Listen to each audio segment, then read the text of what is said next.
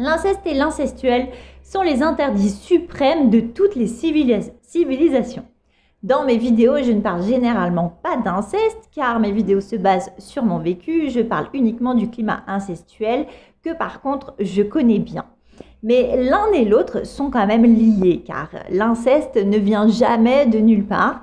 Quand il y a un passage à l'acte physique du viol au sein de la famille, c'est que le climat incestuel est déjà présent depuis longtemps, voire même depuis toujours. Donc je rappelle encore ici que le climat incestuel, c'est quand souffle le vent de l'inceste, c'est un inceste psychologique sans passage à l'acte physique. On peut dire que l'inceste trouve son origine et se nourrit de l'environnement toxique et transgressif du climat incestuel. À l'heure où j'enregistre cette vidéo, l'inceste est sévèrement puni par la loi quand il est démontrable. Mais pas le climat incestuel qui n'est pas reconnu par le code pénal. De plus, du fait de son caractère psychologique, il serait encore plus difficile à prouver. Cependant, il me semble essentiel d'analyser l'inceste et le climat incestuel sous un angle anthropologique afin de mieux comprendre leurs impacts sur notre société actuelle, comprendre aussi les dynamiques, ça permet de saisir les mécanismes sous-jacents qui les perpétuent et ça permet aussi d'en mesurer pleinement les implications dans la société. Retour historique. Depuis la nuit des temps, l'inceste est considéré comme la transgression majeure qui est totalement interdite car elle brise la structuration des sociétés humaines. Partout et à toutes les époques. Donc, les civilisations ont puni lourdement ceux qui franchissaient cette limite. Dans toutes les sociétés humaines, qu'elles soient anciennes ou modernes, qu'elles soient religieuses ou qu'elles soient laïques, tribales, voire même industrielles, voilà, de l'Antiquité en passant par la Rome antique, le Moyen-Âge et aussi nos sociétés modernes, l'inceste est condamné pour le peuple.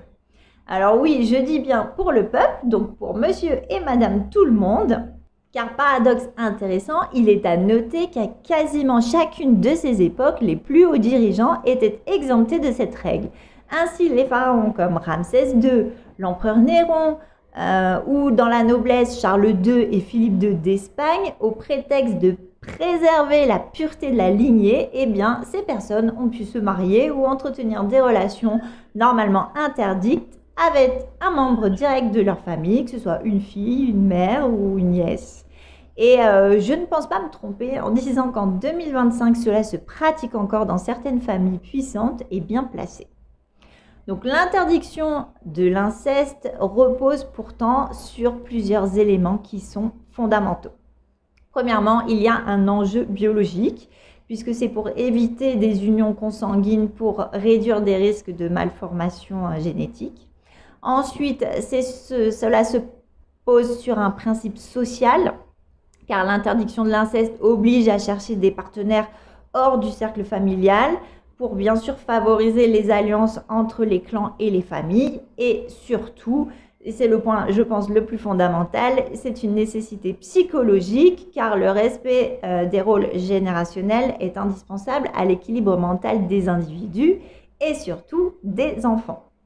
Sans cette limite, un enfant élevé dans un climat incestuel ou incestueux grandirait dans une grande confusion, sans aucun repère solide ni aucune sécurité affective. Donc en protégeant cette frontière, la société préserve donc non seulement la famille, mais aussi son propre fonctionnement et du coup l'avenir des générations futures. D'ailleurs, il est à noter que chez les animaux l'ont bien compris, car il n'existe pas d'animaux qui s'accouplent avec son propre petit immature sexuellement, et même après, une fois devenu adulte, dans des conditions d'environnement naturel normal, cela n'arrive pas. On a donc bien compris que chez l'être humain, l'inceste est l'un des rares interdits absolus, même dans les sociétés permissives, car il touche au fondement de l'humanité. Sa violation entraîne des ravages psychologiques et sociaux profonds. Et pourtant, l'inceste et l'incestuel sont absolument partout. Aucune famille n'est épargnée. Les estimations en France parlent de 3 enfants par classe victimes d'inceste. C'est un chiffre énorme. Et ici, on ne recense pas les familles incestuelles, ce qui ferait, à mon avis, exploser le chiffre. L'inceste est partout et est très peu puni aussi par la loi. Dans les cas de divorce, il n'est désormais plus rare de voir des enfants qui sont confiés à la garde exclusive d'un père incestueux pendant que la mère est jetée en prison ou harcelée par la justice sous prétexte d'aliénation parentale. C'est donc totalement incompréhensible que ce qui est considéré comme l'interdit absolu soit autant répandu. Ce n'est pas si incompréhensible que cela, car d'un côté, cela arrange bien la société patriarcale. Je t'explique tout ça. Dans son livre « Le berceau des dominations », l'anthropologue Dorothée Ducy donne un grand coup de pied dans la fourmilière. Après 5 ans de recherche, elle dévoile que l'inceste n'est pas seulement une violence individuelle, mais un système de transmission des rapports de domination qui enseigne aux enfants dès le plus jeune âge plusieurs choses. Premièrement, que les plus forts ont tous les droits sur les plus faibles. Donc l'enfant apprend qu'il doit obéir et se soumettre à l'adulte, même lorsque celui-ci dépasse les limites. L'inceste devient donc une leçon de soumission. L'enfant apprend aussi que l'autorité est intouchable. Comme l'inceste est souvent commis par une figure d'autorité, l'enfant comprend que contester un adulte est impossible et cela prépare les victimes à accepter la domination dans d'autres sphères une fois devenus adultes, comme le travail, les relations de couple ou l'État. L'enfant comprend aussi que le silence est une norme. Il montre que le pouvoir ne doit pas être remis en question et que ceux qui souffrent doivent rester invisibles et souffrir en silence. L'inceste crée une hiérarchie familiale. L'enfant comprend qu'il y a une chaîne de domination où en grandissant, il pourra à son tour exercer un pouvoir sur les plus jeunes.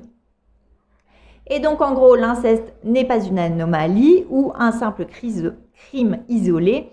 Il fait partie d'un système de domination bien ancré qui dépasse le cadre familial. L'inceste est donc toléré parce qu'il sert à structurer les rapports de pouvoir. Il est un pilier invisible de notre société car il apprend aux individus à accepter la place dans la hiérarchie dès l'enfance sans se plaindre et sans contestation. Donc en somme, l'inceste est bien plus qu'un crime individuel, il est un mécanisme social, il permet d'enseigner la soumission, la hiérarchie et le silence dès l'enfance. Cela assure ainsi l'obéissance des futurs adultes à ceux qui les dominent et les dirigent, leur donnant comme exutoire et défouloir la possibilité de perpétuer cette pratique totalement dégueulasse sur leurs propres enfants. Donc à ce niveau, l'inceste et l'incestuel sont totalement égaux car leurs principes de domination et de silenciation sont absolument les mêmes et ont les mêmes répercussions. Vous comprenez donc maintenant pourquoi l'inceste et l'incestuel ne sont pas vraiment des tabous, mais plutôt des mécanismes sociaux profondément ancrés qui ont un intérêt pour certains. En effet, la société n'en parle pas ouvertement et ces pratiques sont souvent passées sous silence ou ignorées. Paradoxalement, c'est ce silence qui rend l'inceste et l'incestuel si présents et persistants. C'est donc bien l'interdiction formelle de l'inceste qui devrait être prônée haut et fort, comme vu au début de cette vidéo, et non pas la culture du silence, qui permet au contraire de maintenir ces rapports de domination, et notamment la domination masculine, car en apprenant aux filles à être soumises dès l'enfance, on les conditionne à accepter des violences sexistes plus tard. Merci de partager cette vidéo un maximum afin de briser la chaîne du silence et surtout like et dis-moi ce que tu en penses toi en commentaire. Si tu as vécu ton enfance dans un climat incestuel et que tu cherches de l'aide, des clés de guérison ou du soutien, eh bien tu peux prendre directement contact avec moi via l'Instagram Les Valoches de Val. J'espère que cette vidéo t'aura plu et qu'elle éclaire un peu le monde dans lequel tu vis. Mais surtout, sache qu'il n'est jamais trop tard pour agir. Et donc, Moi, je continue sur ma lancée et je te dis à bientôt.